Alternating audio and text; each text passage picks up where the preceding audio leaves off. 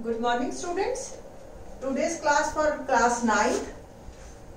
Number system topic है हमारा, यानी कि फर्स्ट चैप्टर 1 है एंड हिंदी में नाम है संख्या पद्धति। और एक्सरसाइज आज हम कर रहे हैं इस वीडियो में 1.6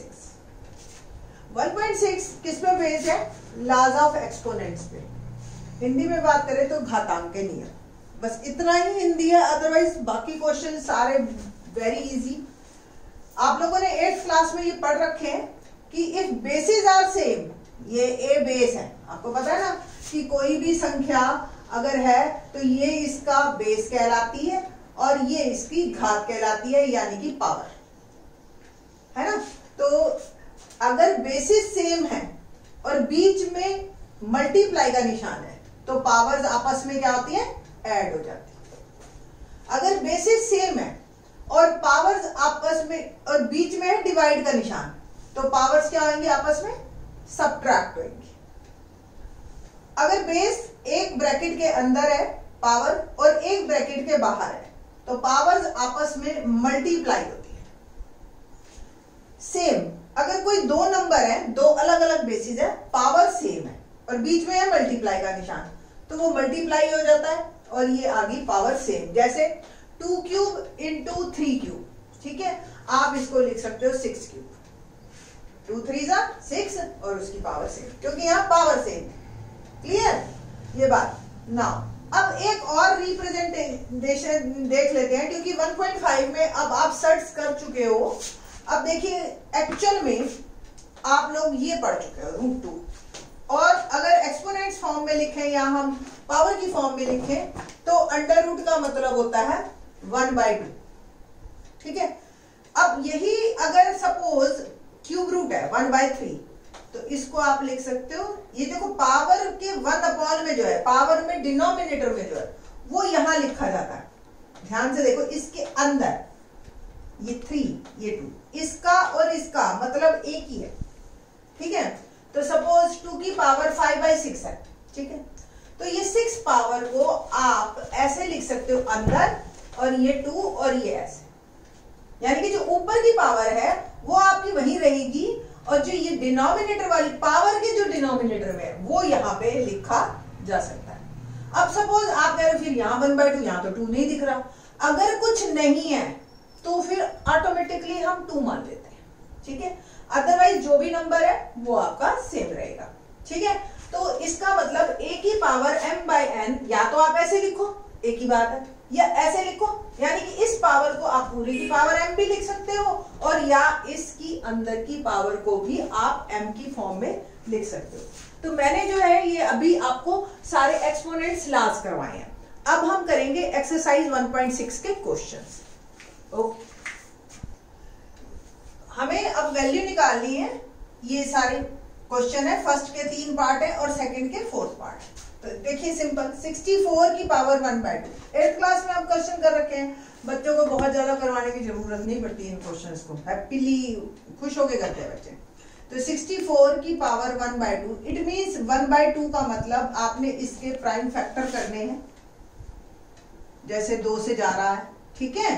तो 2 3 6, 2 2 4, अब 2 से कर रहे हैं, 2 1 2, 2 6 12, 2 8 16, 2 4 8, 2 2 4। तो अब 64 को आप क्या लिख सकते हो? 2 into 2 into 2 into 2 into 2 into 2, ठीक है ना।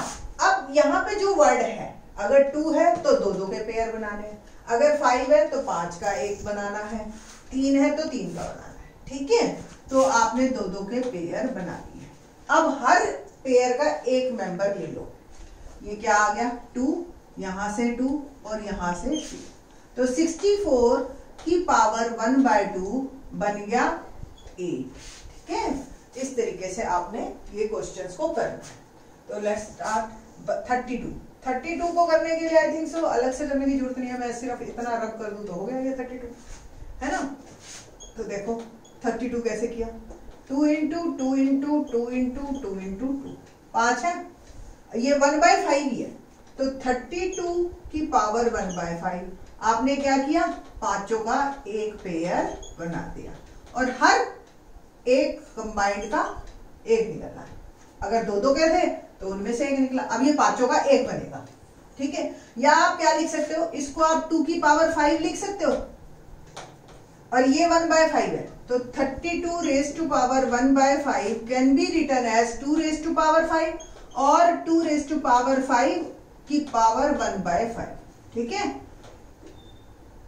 अब ये आपस में पावर्स आपस कट गई। एक्सपोनेंट्स लास्ट क्या कहते हैं आपके, पहला था कि अगर बेस सेम हो तो आपको याद है ना ये वाली प्रॉपर्टी अभी हमने करवाई थी m और n, तो क्या था mn, आपस में मल्टीप्लाई हो जाते हैं। अब ये जब मल्टीप्लाई हो रहे हैं यहाँ पे तो 5 और 5 एक दूसरे से कट गए, तो 2 की पावर क्या आ गई 1, आंसर क्या बन गया 2, ठीक है। इस तरीके से आपने एक्सपोनेंट्स लास्ट लगाने हैं।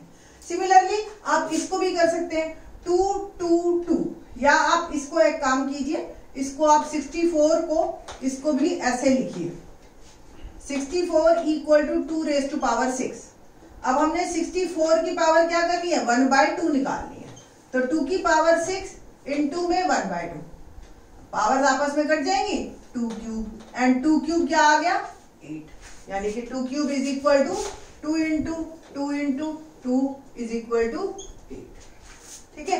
इस तरीके से एक्सपोनेंट्स लास्ट लगाते जाइए और आपके क्वेश्चंस होते चले जाएंगे ना। क्वेश्चन करते हैं third part. 125 raise to power 1/3, तो 125 के पहले मैं प्राइम फैक्टर करती हूँ, 5 से जा रहा है तो 5 2 जा 10 एंड 5 5 जा 20, 5 से फिर गया तो 5 5 जा 20। अब 125 can be written as 5 into 5 into 5 into 5, तो 125 रेज टू पावर 1/3, इसको 5 की क्यूब लिख सकती हूँ और पावर में 1/3, ठीक है। Now it can be written as 3 into 1/3, 3 से 3 कट गया, 5 की पावर, है ना इजी, ठीक है। अब करते हैं 9 की पावर 3/2।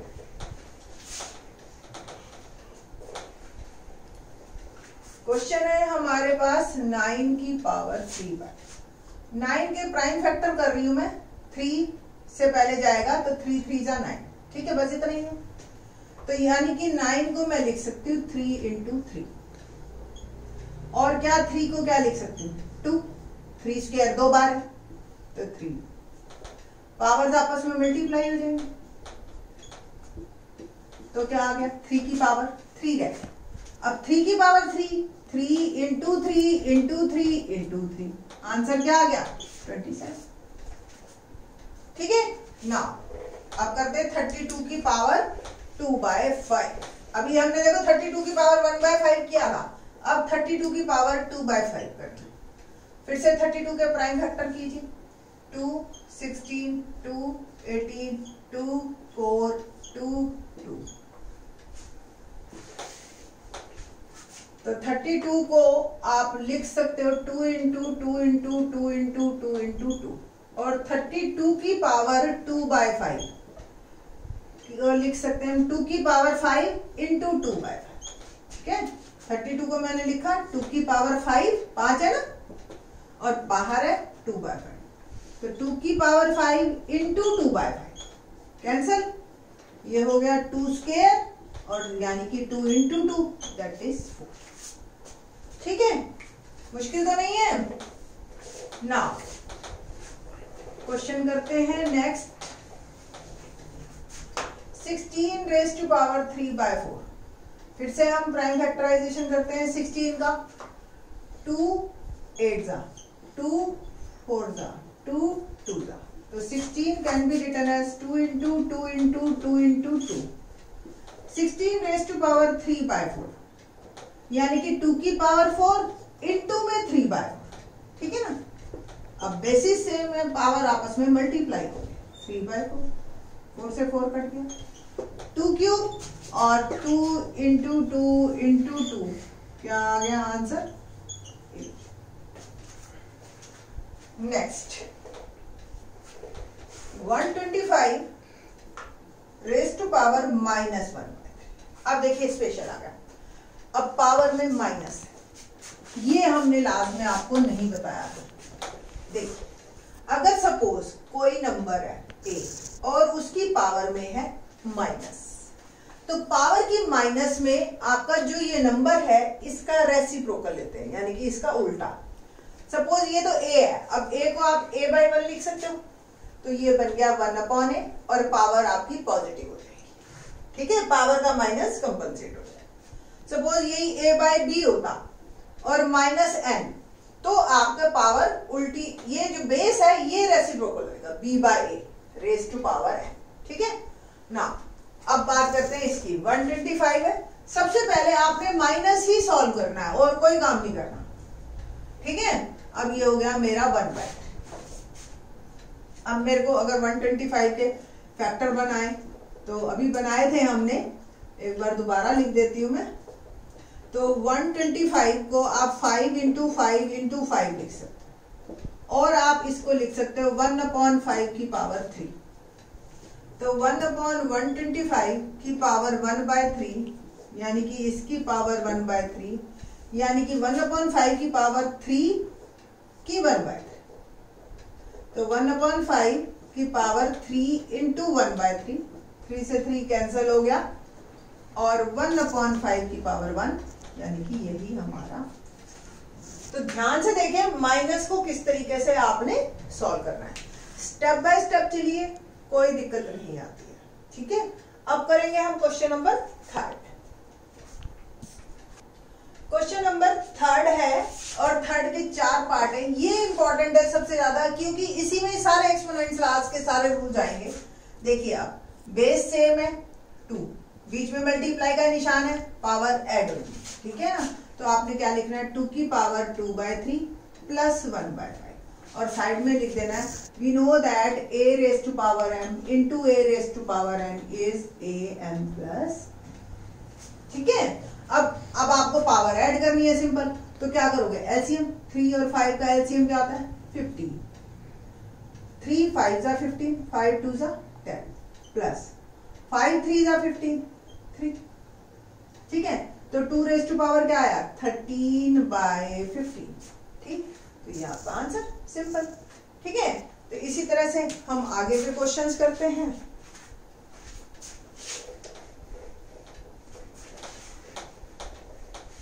अगला 1/3 की पावर 3 है और 7 है। अब आपका रूल क्या बताया था आपको, कि a की पावर m और n, ऐसे एक ब्रैकेट के अंदर एक बाहर हो, तो पावर आपस में मल्टीप्लाई हो। ये 3 है, ये 7 है, तो 1/3, 3 को भी बाहर भेज दीजिए, और ये 7 हो गया। तो 1/3 की पावर क्या हो गई 21। नेक्स्ट देखिए 3rd 11, ये सेम है बेस, बट बीच में है डिवाइड का निशान, तो पावर्स क्या होंगी आपस में सब्ट्रैक्ट। ठीक है, आपने साथ में लिख देना we know that am divide by an equal to am minus n। ठीक है ना, तो अब पावर देखिए 11 की पावर 1/2 माइनस 1/4, पावर में एलसीएम ले रही हूँ 4, 2 2 = 4, 2 1 = 2, माइनस 4 1 = 4, 1 1 = 1 1/4। तो आंसर क्या आया 11 रेज टू पावर 1/4। ठीक है, अब 4th पार्ट करते हैं इसी का ही।